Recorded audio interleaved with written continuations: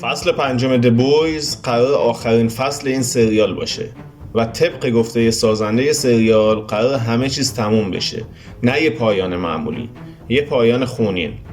اگه فکر میکردی هوملندر تا الان دیوونه بوده، هنوز چیزی ندیدی. سلام، اینجا فیلم بگوه. سریال د بویز رسما برای فصل پنجم تمدید شده و طبق اعلام سازنده این سریال این فصل پایان نهایی داستانه. یعنی چی؟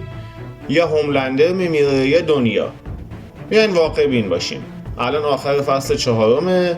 هوملندر عملا یه رهبر سیاسی مذهبی شده. طرفداراش حاضرن براش آدم بکشن، طوری که سیستم قضایی هم نتونست محکومش کنه.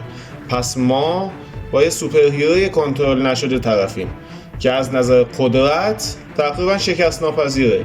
هیچ خط قرمز اخلاقی هم نداره و حالا پشتش یه ارتش هوادار ایستاده. سوال اصلی اینه، کی میتونه جلوشو بگیره؟ بوچر؟ بیلی بوچر الان خودش به خاطر استفاده از تنفی در حال مرگه، زمان نداره و احتمالاً برای کشتن هوملندر باید خودش تبدیل به یه هیولا بشه.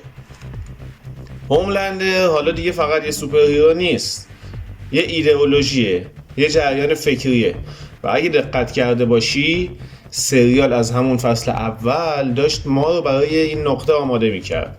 از سقوط هواپیما، از دروغ کامپاوند وی، از سیستم فاسد ووت اینترنشنال، همه چی داشت میگفت این دنیا به یه جنگ داخلی سوپر هیرویی ختم میشه.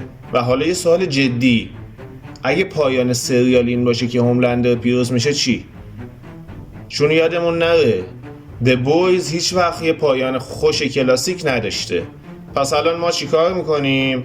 میخوایم برگردیم به فصل اول، ببینیم چطور همه چیز شروع شد، چه نشونه هایی از پایان تو همون اول کار کاشته شده بود و چرا احتمال داره فصل پنجم خونین ترین پایان تاریخ سریال های ابرقهرمانی باشه. ولی قبل از اینکه بریم سراغ تحلیل این سریال، یه نکته مهم هست که خیلی‌ها نمیدونن. فصل اول پسران با بودجه‌ای ساخته شد که تقریبا نصف سریال های مارولی بود، اما تونست ژانر رو تغییر بده. و اینکه تو این قسمت ممکنه یکم اسپویل داشته باشیم. تو فصل اول همه چیز با یه شوک شروع شد. هیوی کمبل دوست دخترش رو جلوی چشاش از دست میده وقتی که ایترین از وسطش رد میشه. بیلی بوچر اینجا وارد میشه، مردی که از سوپر هیروها متنفره. اینجا ما با شرکت ووت اینترنشنال آشنا میشیم، کمپانی که قهرمان‌ها رو مدیریت میکنه و قدرتاشون رو با ماده کامپاوند وی ساخته.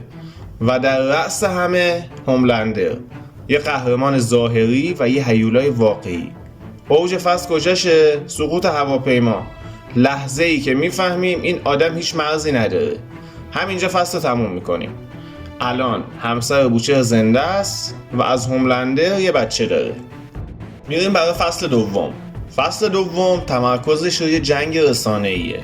استورمفرانت وارد داستان میشه، یه سوپر هیرو با ظاهر جذاب ولی در اصل یه نازی قدیمی.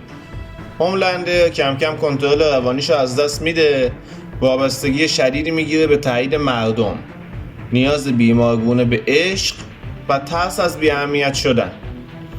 در پایان فصل دوم استورمفرانت نابود میشه، اما هوملندر برای اولین بار علنا تهدید میکنه که میتونه هر کاری رو انجام بده. اما قبل از این که بریم برای فصل سوم، اگر تا اینجای ویدیو لذت بردی همین الان دکمه سابسکرایب رو از اون پایین بزن. بریم برای فصل سوم. اینجا نقطه عطفه. بوچر برای شکست دادن هوملندر از نسخه موقتی کامپاوند وی استفاده میکنه. یعنی برای کشتن هیولا خودش تبدیل به هیولا میشه.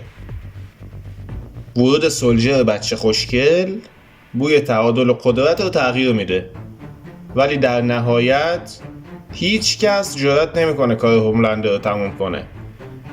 و مهمترین اتفاق، هوملندر جلوی مردم یه نفر رو میکشه ولی به جای محکوم شدن تشویق میشه. اینجاست که سریال وارد فاز سیاسی میشه.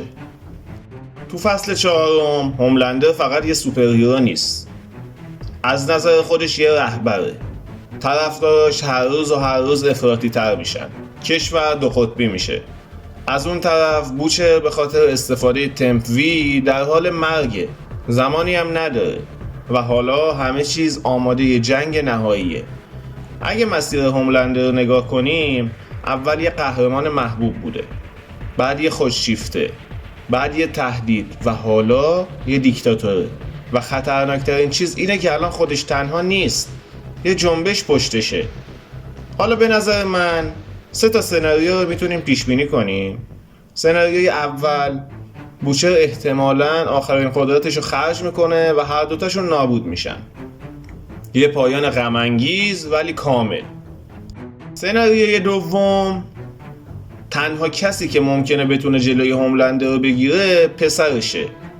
اگر رایان علیه پدرش بشه که دیگه کلا داستان یه چرخه اخلاقی کامل میشه.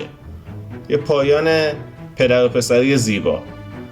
و در آخر سناریوی سوم، هوملندر زنده میمونه، دنیا وارد عصر جدیدی از کنترل سوپر هیروها میشه و سریال با یه هشدار اجتماعی تموم میشه که با توجه به فضای سریال همونطور که گفتم یه پایان خوش بعیده.